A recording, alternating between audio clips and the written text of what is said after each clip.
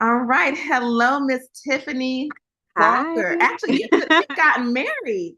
Are you still So Tiffany Walker? What's the name? I'm still Tiffany Walker for now. Okay. So the wedding is in July. Oh, so we're not married. Oh, okay. It's gonna Yes, the wedding is Lord, in July. I don't even want to know how crazy this dress is going to be. The dress is crazy. We have scaled back the wedding some though because now that was crazy. Okay. So Good, good, good. the Well, uh, the beautiful part of it is that the wedding is on July 18th, which is my late mother's birthday. oh wow, Yeah. wow. Yes, So that's I'm very excited. powerful. So she'll be Yeah, with thank you. you. She's with you anyway all the time, but Yes. she'll definitely be with you in July. So Yeah. okay, Another way to good. remember her. Yes. hmm And so is Pink Lucy, I know that just from knowing a little bit about the brand and everything that Pink Lucy, the name is very near and dear. Is that through your mother? Yeah, it is. Okay. It is definitely through my mother. hmm I always called her the real Pink Lucy. So, hmm um, would you like to know the story behind it? I would love to know the story. Yes. Yes. Let's. Okay, so I was in a time in my life where I was opening up my first retail location back home in Shreveport, Louisiana. Hey, Shreveport. And I was trying to figure out what I was going to name my storefront. At the time I was going by the brand name T Chemise, and Chemise is my middle name, which ironically means loose fitted shirt or dress in French. All right. But Denise. Okay. Yes. it didn't roll off the tongue the way like hmm people always butchered the name. So I was just like, okay, I really need to find a name that, still speaks to the brand that I felt was more marketable. hmm And I was going back and forth as to what the name should be, prayed over it. So I'm getting dressed one morning, and God gives me the name Pink Lucy. So I instantly like stopped what I was hmm doing, and I was like, Pink Lucy, oh my God, that has a ring to it. So I instantly thought of my mother when I thought of the name. So I called my mom, who was my best friend, my very best friend. We were super close. And I hmm was like, Mom, what do you think about the name Pink? No, before I said that, I asked a question. I posed the question. I said, Mom, why do you always call Taylor Lucy? Now, Taylor's my niece. And she was like, oh, I just use it like as a term of endearment. And I said, really? And she was like, yeah, because I used to really love the show I Love Lucy. So hmm I started calling started calling Taylor Lucy. And I was like, oh, I never knew that. She's like, yeah. I said, well, what do you think of the name Pink Lucy? She's like, she pauses because she was so dramatic. She pauses and she goes, I love it. And she's like screaming to the top of her hmm lungs. And I said, oh my God. So I was like, Ma, that's the name. That's the name. She's like, wait, that's what you're gonna name it? I said, yes, I'm gonna name the store Pink Lucy. And I said, I think I'm gonna change the brand to Pink Lucy as well. She's like, oh my God, I just think, she just thought it was the best thing ever. So I trademarked the name, hmm and that's how Pink Lucy was born. And I call her the real Pink Lucy because the name came from her. The Lucy came from her. And then pink, of course, is my favorite color. So Pink Lucy. Yes, and it's just it brands so I mean, besides the endearment behind it, the Right. branding of it is so great. Just how Yes. the It the definitely fonts lended. with the color and the yeah, Yes. it's Yes. so good. Yeah. Because, I always believe that you could have high fashion and hmm still have something spirited and fun and Yes. Yes. memorable, the hmm things that really make you feel like a lady, like, things that are girly, things that stand out. And hmm I've always been the type of person that stood out in the crowd. And I was never afraid of that because I was raised to be that way. I was Yeah. raised by a very powerful, smart, savvy, Black woman that was Mm-hmm. God fearing, that was drop dead gorgeous, that just like her spirit was just as beautiful as she was. Mm. So that was always something that was like instilled in me, to have confidence, to have self esteem. Don't walk with your head. I would get in trouble for walking with my head down. You know, Mm. if I wasn't sitting upright in a chair, she would like kind of slap me on my back, like straighten up, Mm-hmm. So I had to go to charm school. I had to do all the things that she felt like I needed to do in order to be a lady, Mm-hmm. to have standards, to have class. I was, you know, brought up in the church. So I was in a God fearing home. And Mm-hmm. all of that really, really formed and shaped the woman that I am. Mm. Yes, and that Yeah. definitely translates to the work and what you do. Yeah. And just like to hit on, that beauty and brains. I mean, the way that you've been able to, go from such powerful design, but then also you've had just a really solid business. So, how early did you kind of grasp that business mindset in being a designer? That's a great question. Because I realized early on the reason why a lot of designers failed was because they Mm-hmm. had the passion, they had the talent, but they didn't have the business savvy. Mm-hmm. So when I told my mother that I wanted to be a designer, I decided that when I was 13 years old, Mm. that I wanted to be a designer after my father passed. My father passed of cancer. He was an artist and he modeled professionally. So I was brought up around all of this. So I decided I wanted to fuse um, my love for fashion and art, but I also had a father that was very business savvy and handled his business. And even though my mother wasn't a business owner, I always saw a woman that handled her Mm. business, Mm-hmm. Mm-hmm. So with that being said, seeing that it really influenced the way that I did things. And of course, it was a part of the way I was raised. And then my family had a trucking company. My uncles had a trucking company, so I was able to witness how they ran things, how they did things. My other uncle, I had a church. So I always saw people in power in some kind of way, right? Mm-hmm. Or people of influence in some kind of Mm-hmm. way.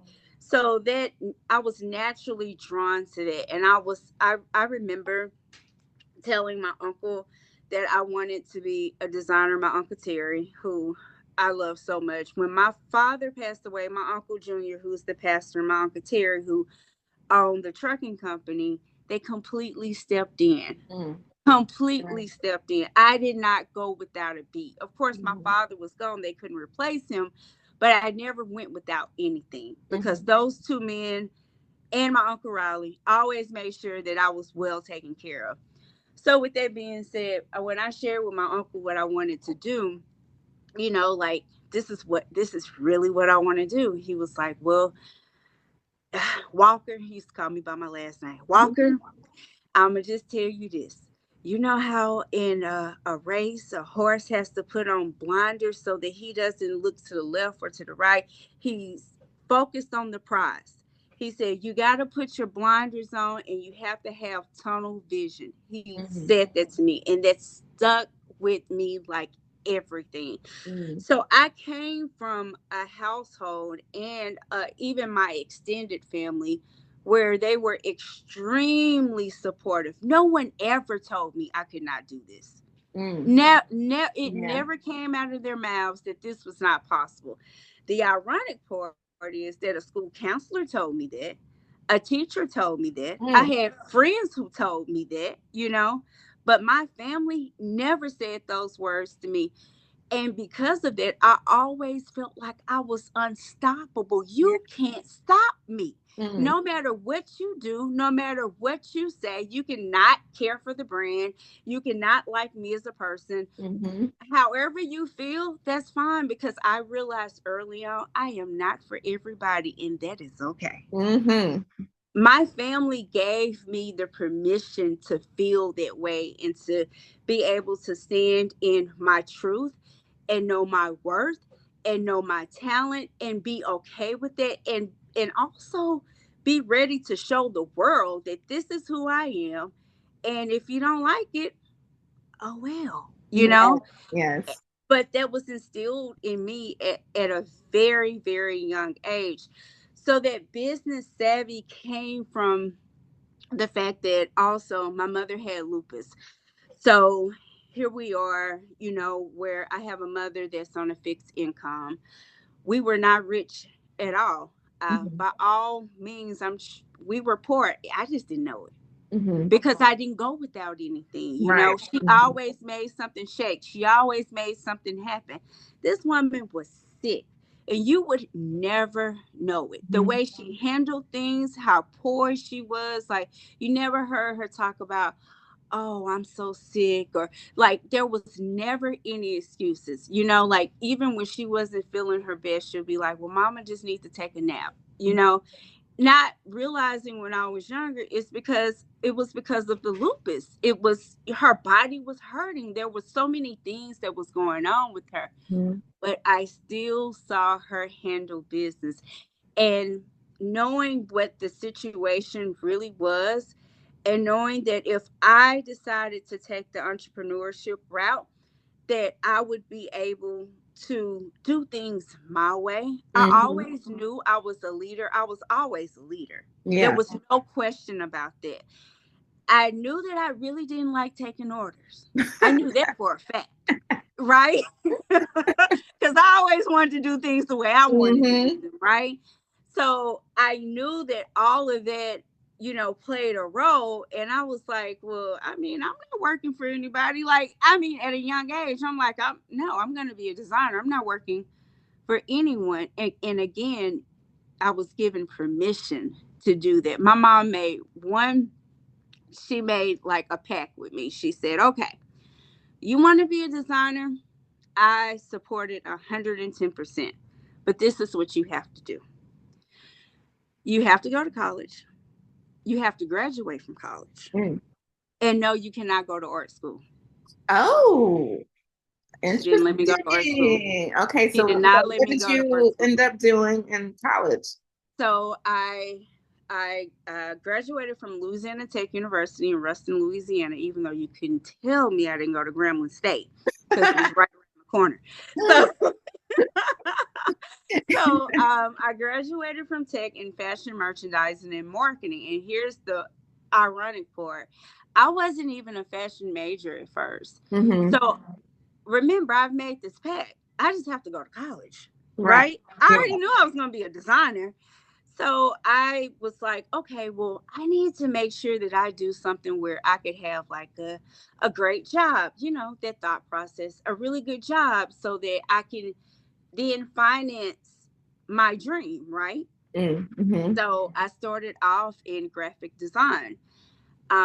So I was a graphic design major with a minor in art. Well, that didn't go quite as planned. Hmm. So I let me back up. My first year in college, I initially went to Southern University, Baton Rouge. I was having the time of my life. It was amazing. But I also As that had, first year is. right. I had the realization, like, girl, what are you doing? Like, if you're really serious about what you want to do, which is be a designer, first of all, don't even have a fashion program. You just want it to be here, you Mm. know? And not only that, like, you're having too good of a time. Like, grades were still good, but listen, I was the life of the party. I So I decided personally I was withdrawing myself from school. My Mm. mother didn't even know it. She came home from work. It was like summertime. So I was home. She came home from work. And my mom was on disability, but she did basically started a cleaning business, just to supplement income because now I'm in college. She doesn't have a Hmm. choice, Hmm. She has to make sure that I'm good.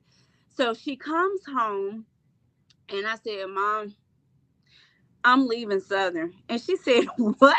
And I said, yeah, I just did the application for Louisiana Tech and I'm going to Tech. And she said, what? And I said, yeah. She said, I said, if I get accepted, I'm going to Tech. Well, lo and behold, I got accepted, right? So now I'm transferring to Louisiana Tech. And remember, I was the life of the party. So everybody's I like would say that's excited, like, very wise of you to even get to that point. You were having the time of your life, and you I was. somehow in your gut said, I need to be more locked I down knew, and serious. yeah, I knew Mhm. that if I didn't do it, that I was gonna pledge. I was gonna travel with because I had friends from everywhere, Mhm. right? So, we've already made all these plans for when we come back in the fall. Mhm.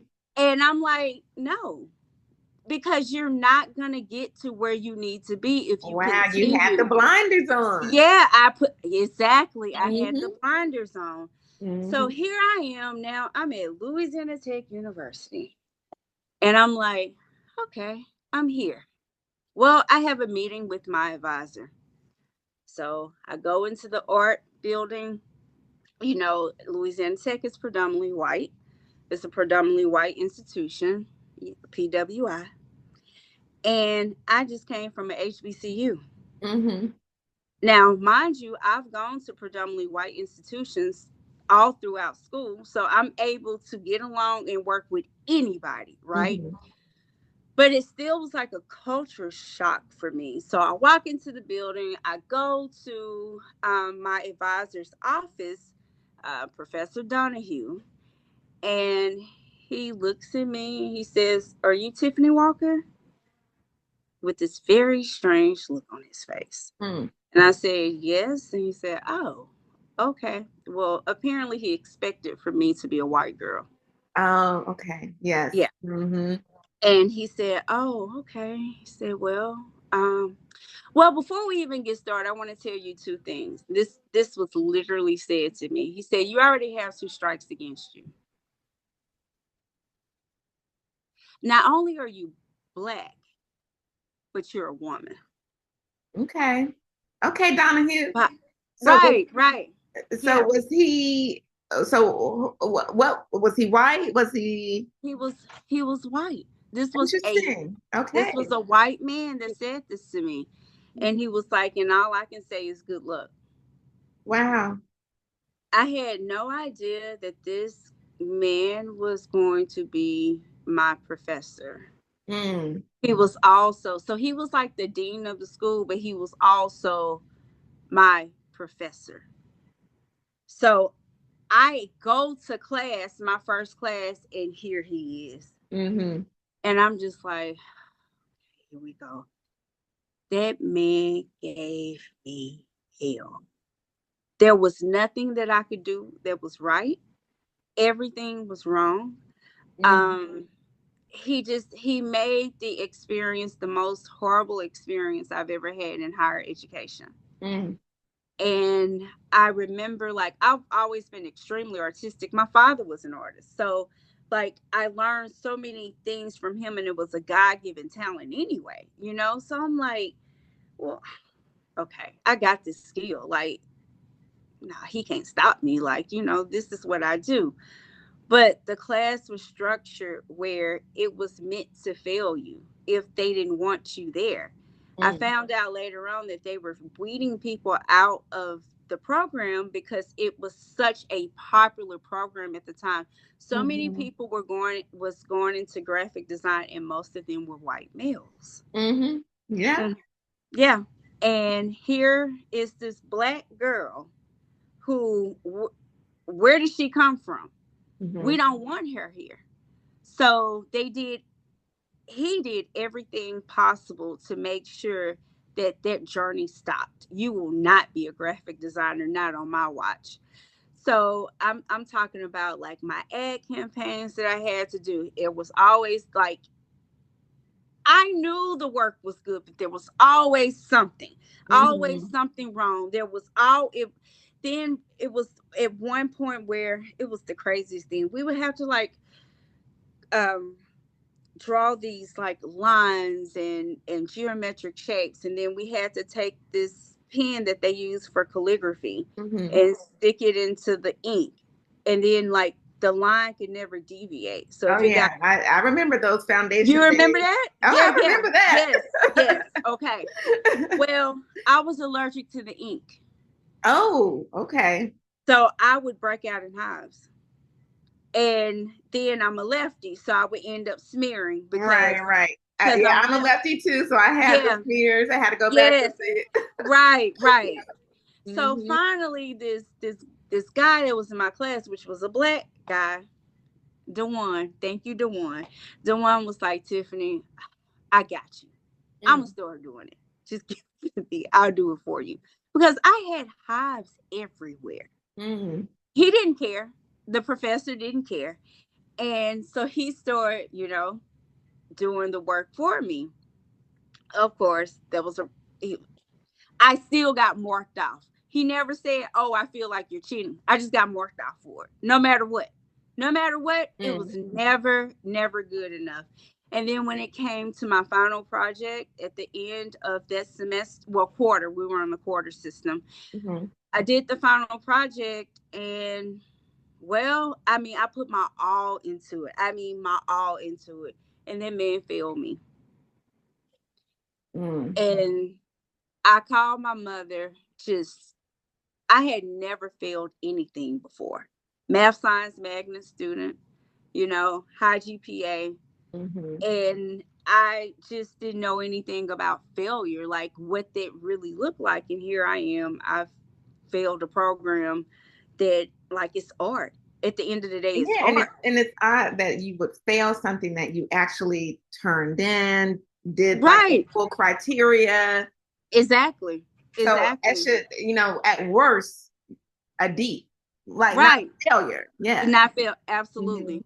So after that happened, I talked to my mom, of course, being very supportive. She's like, baby, like, maybe you should just do the fashion program.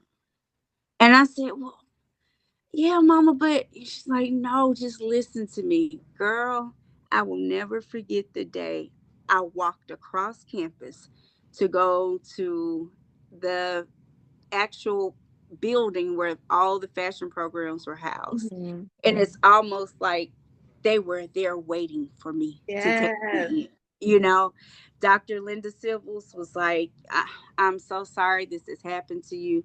She said, but you have to realize everything happens for a reason, and you were never meant. It was never meant for you to be over there in the first place. She Mhm. said, I've heard stories like this over and over again. She said, unfortunately, they do things to weed people out that they don't want, and you got weeded out. She said, but now you are exactly where you belong. And I excelled. I did exceptionally well in that program. And yeah, there she is the reason. Dr. Linda Civils is the reason why I am Pink Lucy today. Yeah. That lady took me Yeah. under her wing. She taught me everything she knew. I mean, she was not just my professor and my advisor, she was my mentor. I could personally call her. Like, my first fashion show, she came and brought the whole department with her. Mhm. So it was just one of those things where I realized that what I thought meant failure really meant it really meant that I had to be torn down to rebuild and to be where I actually was supposed to be. And that was enlightening in so many ways. And that still remains true, for my life today. I understand now why things happen the way that they do. That sometimes we think that it's the end when it's really the beginning. Yes. Yes. Mhm. If if all of that would have never happened, again, I'm not even sure if all of this would be, because I was trying to play it safe. I Mm. was trying to play it safe because, now I'm thinking, okay, entrepreneurship, like, and what that means. And then, they're like, oh, well, designers don't make that much first starting off. And, Mm. all of those things played a role. So here I am, like, just trying to find something that would allow me to have a good life, that like after I graduate from college, like I'm able to do this and, be able to sustain myself. So I was looking for a safety net when God said, I'm the safety net. Right. Yes. You don't need this. So I'm gonna have to push you out, because if I don't push you out, you're gonna continue. Mm-hmm. So that is how all of this really came about. And then after I started in the program, girl, I started my business out of my dorm room. I love And that. I was Yes. like, Tell, and tell, I tell, was, us- tell us about that. So, yeah, because yeah, you've been you uh I'm kind of focusing in on the retail space and like and you being and like having actual space, brick and mortar, getting it out of your home or out of your dorm yeah, room, yeah, because that is a dream for so many right. designers. Absolutely. And you decided to make that commitment early, and it's a I risk. made it very, Yeah. it was a huge risk. Yeah. Okay, so during the time I was in college, which was that I graduated in 2003 from college. So graduated high school in 1998. I'm telling my age, and graduated college because, of course, I went to Southern first, right? But they didn't accept a lot of the credits. So I Hmm. ended up having to do an extra year. So I graduated in 2003. Okay, well, during that time, jersey dresses was all the Yeah. rage. Yes, like the jersey dresses with the Manolo Blahnik Tims, like, My goodness. See, 2003 is when I graduated high school, so I was going okay, into okay. college. So I know, I recall. I recall. Yes, yes. And if you was wearing it, you was that girl, Oh you know? yes. So I Hmm. completely capitalized off of that, and I started creating jersey dresses. Jersey And dresses. yeah, and Girl, during the time, you need to do a little retrospective of these jersey dresses. you know what, we may have to do that You for do the a fashion little show. retrospective. So we have a fashion show on April 19th. Okay, so we need Yeah. to we will be promoting that. Yes. Yes, thank you. Okay. April 19th here at the showroom. We have an event Oh, space good. that's Nice. connected to my showroom. So the Uh-huh. fashion show will be here. We'll be April taking 19th. Okay. we'll be taking flight, literally, you know, Okay. yeah, kind of hitting around to the theme. So it is definitely something you need. Everyone needs to be there. It is going to be one hell of a show produced by the Willie Johnson. Of course. So Who no one else? else but him can produce my show. So yeah, so I got started with the jersey dresses during the time. Okay, this is before social media, Mm-hmm. right? You know that time before social media. Mm-hmm. Now, all we had was the internet, right? And there was forums. Remember, Mm-hmm. everybody was on a Yep. forum. There was something called L Magazine. They had a forum, L Mm-hmm. Forum, and I was networking with people like literally from Canada to California and everywhere in between, right? So I ended up getting a customer base off of L Forum. Again, like you're underestimating this what you're talking about. Like that's so smart that you Thank you. had the foresight to Yeah. network on the internet before we even knew what networking on the internet was. Yes, and before you really knew how to get a website because it wasn't as accessible, you Right. had Yahoo GeoCities, okay? Mm-hmm. And that is like how you created your website. You have this long website name, because it's connected to Yahoo, right? So I had my website. Now, this is what I did because we had to make this work. Uh-huh. My my roommate was my model, Mm-hmm. and then I put up a curtain in my bedroom and made that the photography studio. And then I converted our kitchen into my design studio. And then Mm-hmm. I hired a girl that knew how to sew really well as my seamstress. Uh-huh. And we created it was a whole little team going on creating these jersey dresses. Then we had the logistics going on for the shipping and like, See, girl, you underestimating all of it. Like, I mean, oh, cute. Yeah. You were I very was smart, I was very definitely smart about this. I was before my time. You I were was very definitely before your before time. my time. I really was. And Yeah. girl, of course, all the fly girls from Grambling State University. Well, they Mhm. always had on at the time it was t-shirts. They always had on t-shirts, Mhm. like for the games, for the after parties. Like, hey, can you make me this? Oh, I need a jersey. If I bring you a jersey, can you make it a dress? Like that is literally how all of this started. All Oh, of I it started. love that. I love that Yes. backstory.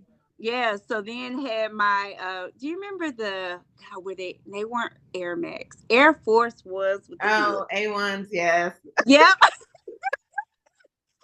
Had them airbrushed, with my Mhm. name on them. Like, so then I'm rocking it with the jersey dress, and everybody else, like, oh, I got to get those done. Of course, I wasn't doing Yes. the airbrushing, but I was trend setting even then. Mhm. So, girl, let me tell you, I was making so much money in college. My mom called. Now, I talk to her all the time, but I guess she just realized she didn't ask me this question. She said, Tiffany, I'm concerned. I said, for what? And she said, well, you haven't been calling home asking for money. What are you doing? Hmm.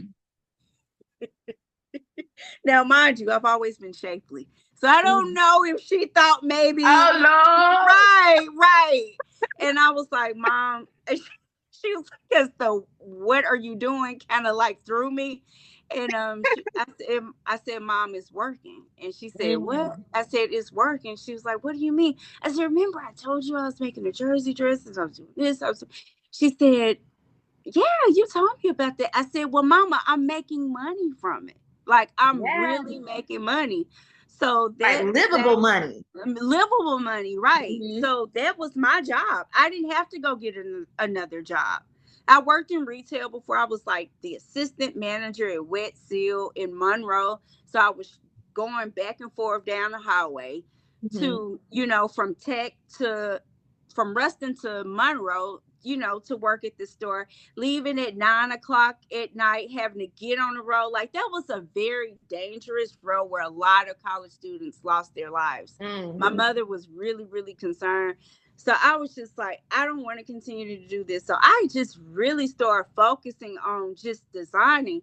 And Mhm. I no longer had to work their job. I was making all the money I needed to make and more. Like I even financed a trip to New York. That's how much money I was making. Yes.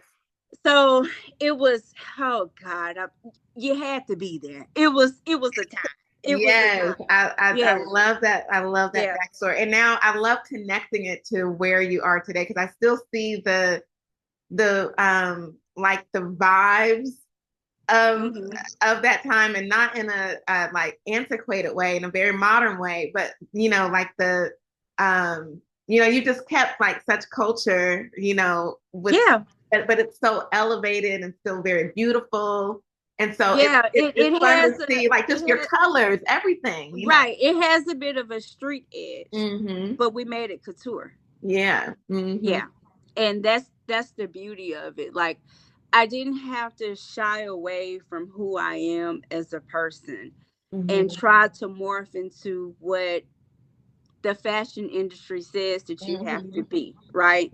I Yeah. see a lot of designers that try to take on this persona and, this aesthetic that's not really true to who you are and what Hmm. you do, but you want to look European.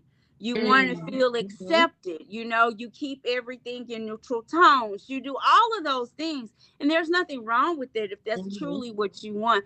But I'm like, own who you are. Yeah. It will make space for you. The Hmm. clientele, the customers that you want, the industry, guess what? They will adjust. They Yes. will adjust. It may take them Hmm. a little longer to come around to you, but they will adjust because guess what? They will see that you are authentic to, Authentic. Yes. to your brand. Hmm. Stop trying to be everything that they say you should be and be who you are. And Yes. that goes back to what? How I was raised Hmm. to be me. Yeah. And if it's too much for some people, well, I don't know what to tell you. Hmm. No, Like if Yeah. I'm too much, then I just accept less, because I'm not going to dim my light for anyone. Yes. Yes. Dimming has never been an option for me. Hmm. I was the girl that stood out. I was very popular in high school, and I learned real, and I even realized how that affected me, right?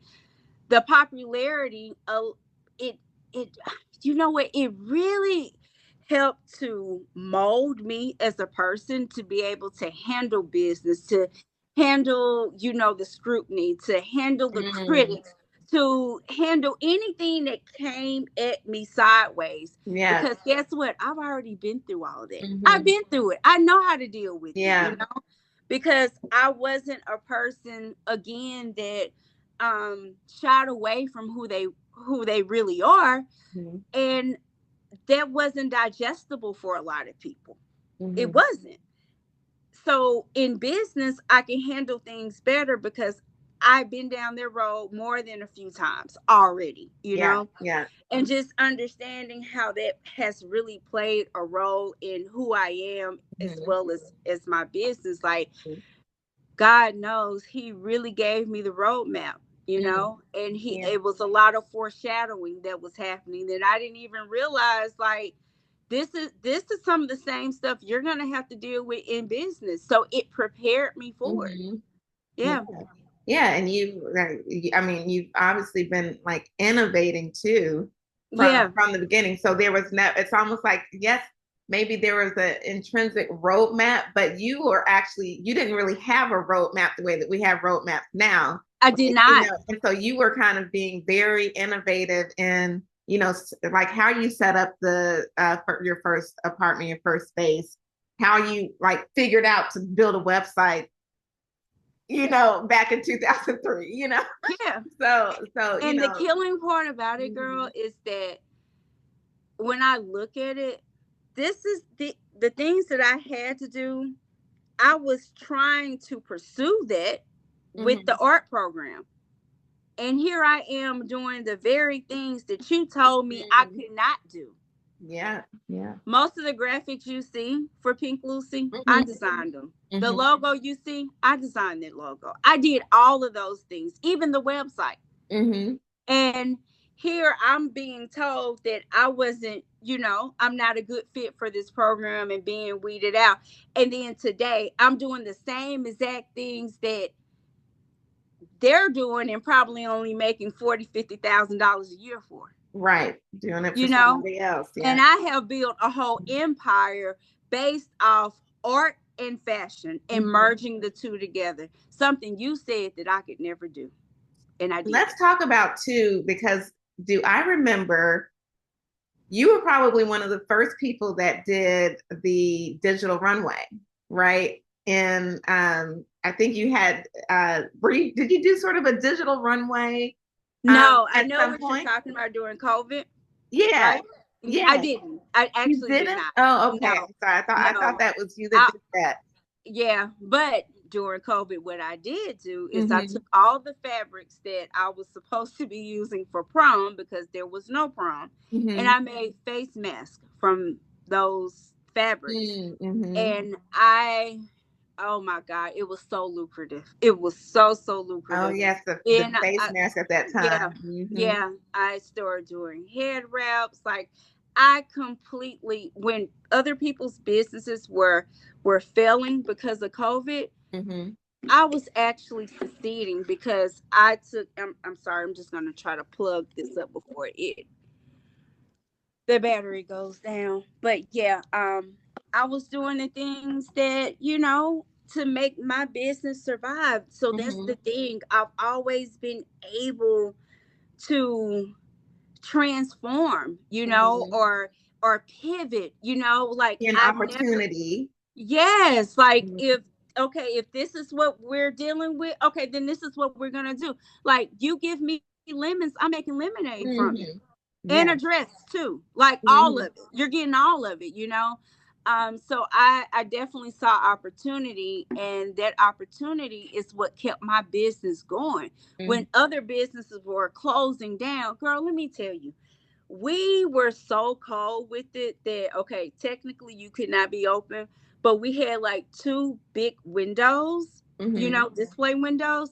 We took the face mask, put them like on a clothes hanger, Mm-hmm. put numbers on each mask. People would Ah, come to the window, yes. select the one they want. It had payment information on the glass door, send their money, and then after mail slot, we would hand you your face mask. Oh my gosh. Brilliant. Yeah, I'm not stopping. Yeah. And here's the Mm-hmm. luxury. I've always made sure that any home that I live in, that I have a design studio Mm-hmm. inside of it. Why? Because you never know what's going to happen. You never Mm-hmm. know. You could have Yeah. inclement weather. You can be sick, where you don't need to be around other people, but you could still be able to work, right? Mm-hmm. So Mm-hmm. I've always had that set up in every single home. I would have my domestic machines as well as my industrial machines, everything, cutting tables, fabric, Mm-hmm. patterns, everything I needed. So when everybody else was forced to stop working, Mm-hmm. oh, business continued in my garage because I said there's no point of parking my car in my Mm-hmm. garage. Mm-hmm. The garage will make me money. Right. Yeah. So Yeah. that car, that stayed outside of the garage Mm-hmm. because parking a car didn't do anything for me. But having a studio inside of my home, that allows me to be able to make money at any given time, and that's what I did, and that's how I survived COVID. Oh my gosh, I love it. And then we would just go to the showroom after we made the mask, hang them. And then we'd be like, oh, on such and such day, you can come and shop the mask at our drive through. Mm-hmm. Basically, you drive up, you select. Sometimes we brought it to the car. Sometimes you got it out the mail slot. I love that. Oh, Lord, that is so good.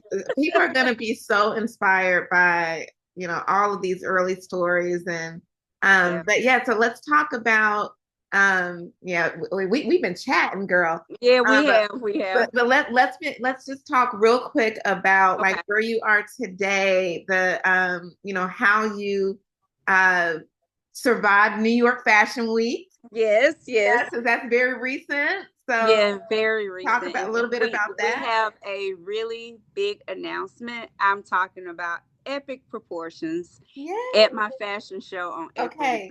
19th. April We're 19th. we're literally taking flight. So you definitely got to be there cuz you got to hear this one. But that's what happened. New York Fashion Week literally opened up all of these doors for me, in the brand.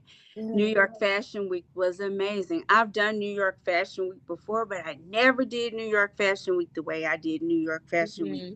this time. The Yes. Bureau Fashion Week, amazing production company. Malita Butler, amazing CEO in person. And I am just so thankful for her, putting me on that platform and making sure that people saw how powerful the brand Mm-hmm. really is. Like she was sent from God. She definitely, I truly believe that, because when I was at a moment where I'm just like, okay, God, what next? What I do next? Like I've done this, I've done that, and just like the state of the economy and all the Hmm. things that are happening, businesses are shutting down.